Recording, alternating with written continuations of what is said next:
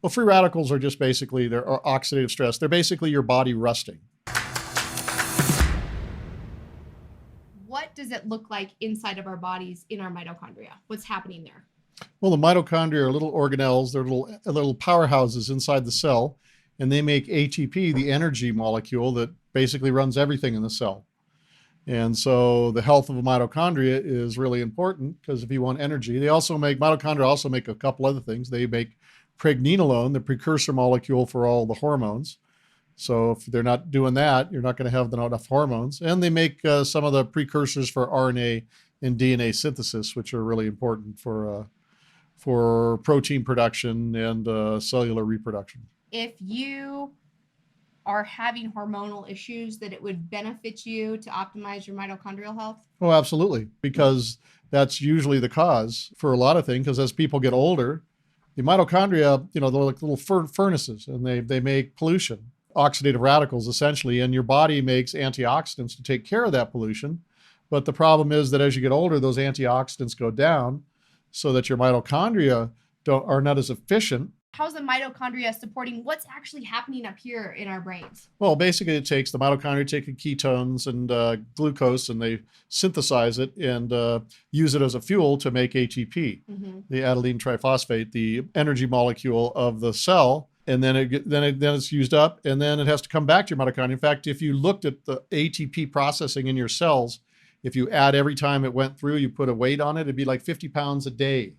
That's the number one biological activity in your cells, in your life. That's it. That's what keeps you alive. And so it's the number one biochemical reaction that's going on. What's the connection? What's happening? What's the mechanism between, oxidative stress and free radicals being created, and how that impacts your mitochondrial function? Well, free radicals are just basically, they're oxidative stress. They're basically your body rusting. Most things, as they break down, they rust, right?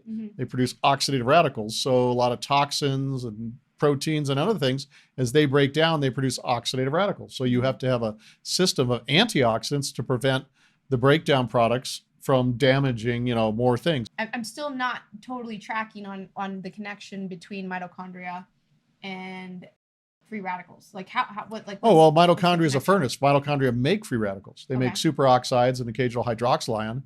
And so, your body has antioxidants when you're younger to take care of that. But, as you get older, they go down. But then there's a lot of oxidative radicals that just happen because things break down, because we breathe oxygen. So there's a lot of oxygen in our bodies and cells, and they cause, rusting. If you don't want your body to rust, what can you do? You want to do things that aren't causing damage.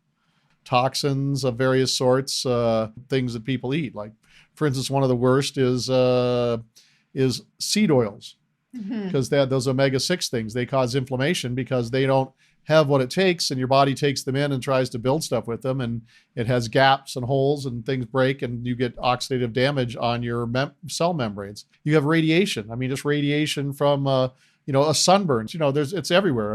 What about cell phone use? Your cell phones, yeah. They used to think that cell phones didn't have damage because they didn't heat up tissue, but now they found things like cell phones will jam open voltage-gated channels, specifically the calcium channels. And then there's, of course, atomic radiation, which, Fukushima and those other things. Help us understand where C60 comes in this whole equation with mitochondrial function and oxidative stress. How does it all come together? Well, C60 covers a specific section that nothing else does. Like, you can eat your blueberries and your colored vegetables and your broccoli family type things, and they have all kinds of wonderful antioxidants, and you should be doing that. And then there's some key antioxidants that really are important for you. And like CoQ10, that's one of the key 4 ones. You can supplement for CoQ10. And if you're older, you should be supplementing for CoQ10. And then there's ubiquitol is often another one. And then there's glutathione. Now, you can supplement for some glutathione. They've got some good products out now. It doesn't always necessarily, it's going to get to the cells where it needs to. But there's a couple things like SOD, superoxide dismutase, and catalase, and they work together to take care of superoxide, the number one most damaging oxidative in the radical in the body. And that's taken care of by SOD and catalase. And C60 actually does the job of SOD and catalase in one stop for getting rid of superoxide. C60 is a mimic. It can neutralize superoxide and reset itself naturally on its own energy.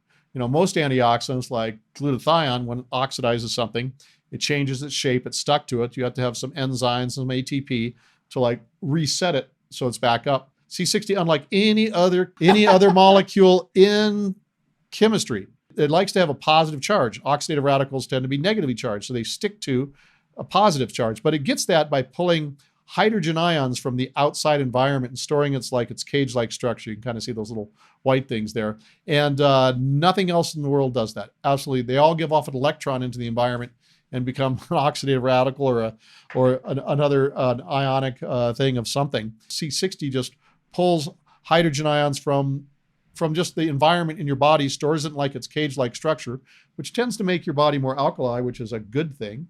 And then it uses those to neutralize oxidative radicals. And then it resets itself again and again and again and again as many times as it needs. How does this resetting itself, how is that different than conventional antioxidants? Because not only is C60 hundreds of times, well, it's been characterized as hundreds of times more powerful than conventional antioxidants, but this resetting is very unique. So help us understand kind of like the connection there. Once a conventional antioxidant, once they react with an oxidative radical, that's it.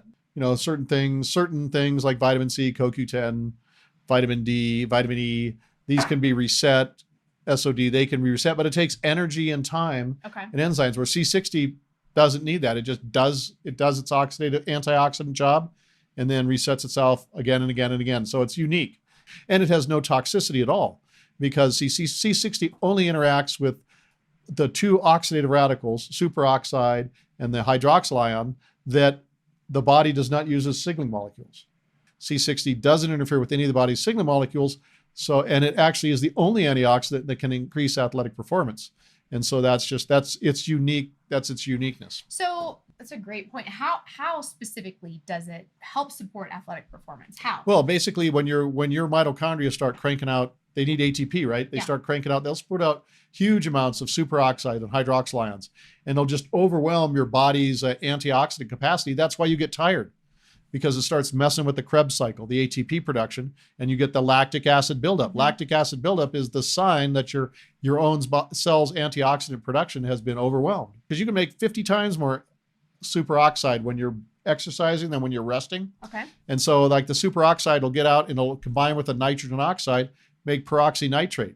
And that's a low reactive antioxidant radical, but it can go a long ways to do its damage. That's what DOMS is. You get that soreness you get. Delayed onset muscle soreness. Delayed onset muscle soreness. That's what you get after a couple days, is because those peroxynitrates have gone everywhere and caused damage. And the body doesn't have a lot of antioxidants to take care of that particular thing. But if you stop the superoxide before it makes that, combines with nitrogen oxide to make that, then you get less damage to the body. So again, is it safe to say, based on what you just said, that you can't overdose on C60? No, you can't. They've actually tried that in scientific texts. Is it also safe to say, based on your breakdown of athletic performance in C60, that C60 would support athletes who are working out hard, have less soreness, they would have faster recovery time and more energy? We know some mid-packers that went to champions in their fields. If you had to recommend one C60 flavor specifically for athletic performance, which one would you recommend? I would recommend the MCT coconut oil. So now let's say this is the first time you're hearing this information. You've never tried C60. You're curious. Which C60 would you recommend to start with? I'd probably do avocado oil. Okay. And actually, you can. And if you've never taken olive oil, just put it in your food. Well, Ken, I really appreciate your time. Thanks for swinging by. Okay, great. We'll talk to you later. If you guys like this content, appreciate learning new things about science with Ken, the scientist, please subscribe to the channel, like it, and share it with somebody who this information could benefit. And if you'd like to try C60, please visit shopc60.com, and you can use the coupon code TheC60Show for 10% off your first order. Thanks so much. We'll see you guys later. Yes. Bye.